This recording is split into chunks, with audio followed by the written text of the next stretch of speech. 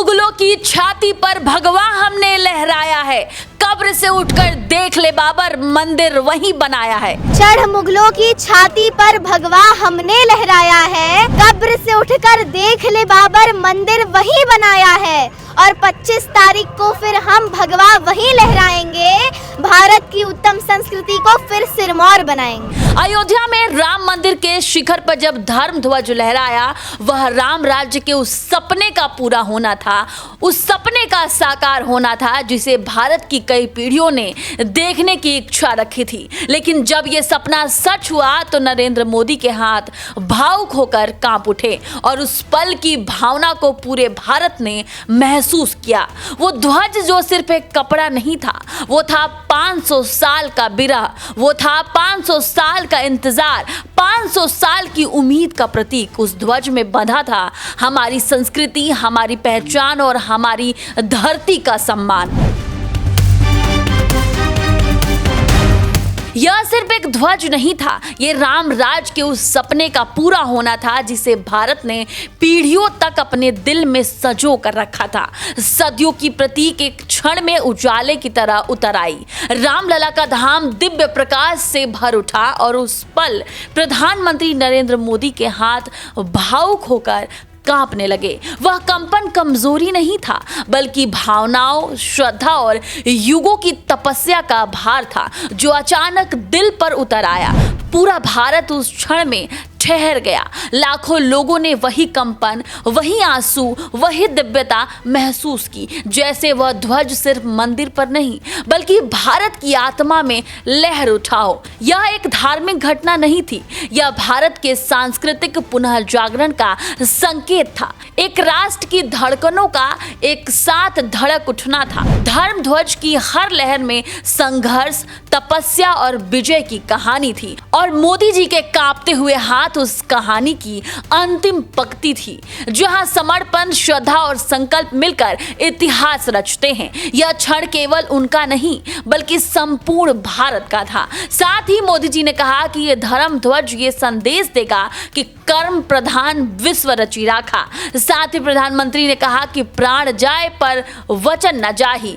इससे पहले कि मैं आपको नरेंद्र मोदी की बाइट सुनाऊं, मैं आपको याद दिला दूं कि मोदी ने कहा था, हम राम मंदिर बनाएंगे, हम उस सपने को साकार करेंगे जिसे देखने के लिए दशकों तक की पीढ़ियां तरस गई है। लेकिन जब मोदी जी ने कहा था तो वो करके भी दिखाया। लेकिन जब मोदी जी ने कहा था कि हम राम को लाएंगे, मंदिर वहीं बनाएंगे, तब जनता ने भी कह दिया था, जो राम को लाएंगे हम उन्हीं को लाएंगे और अपने दिल में बसाएंगे। फिर यूपी में एंट्री हुई भाजपा की और साथ ही योगी आदित्यनाथ की, और फिर प्रधानमंत्री नरेंद्र मोदी ने 5 अगस्त 2020 को अयोध्या में राम मंदिर का भूमि पूजन किया था। 22 जनवरी 2024 को प्राण प्रतिष्ठा संपन्न हुई थी और मंदिर का काम लगातार जारी था।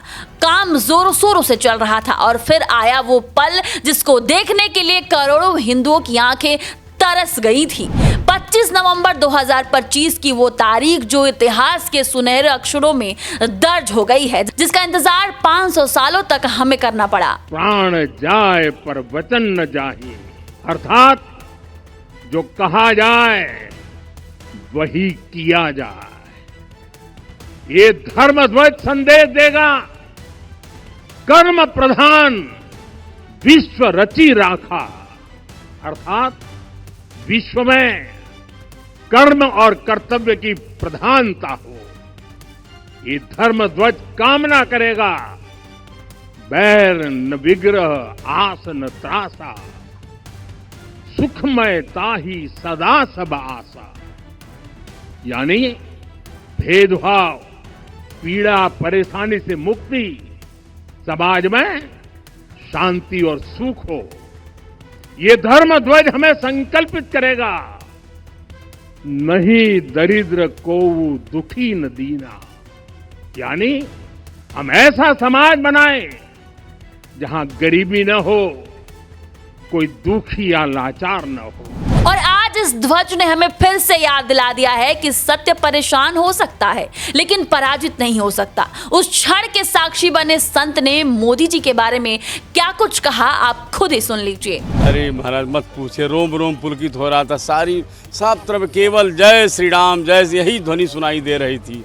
सब लोग अत्यंत आह्लादित थे, बड़े प्रसन्न थे महाराज। मोदी जी को तो क्या कहा जाए, मान समझ लीजिए कि अवतारी पुरुष हैं। इस कलयुग में राम जी का एक अवतार के रूप में आए हुए हैं और देश के लिए, समाज के लिए बहुत बड़ा कार्य कर रहे हैं। अयोध्या का ये ध्वज केवल अयोध्या का नहीं, यह केवल एक मंदिर के शिखर पर लहराने वाला पताका नहीं है। यह 140 करोड़ भारतीयों की आस्था, उम्मीद और संकल्प का प्रतीक है। यह ध्वज उन पीढ़ियों की आवाज है जिन्होंने सदियों तक अपने दिल में राम राज के सपने को सजो कर रखा था।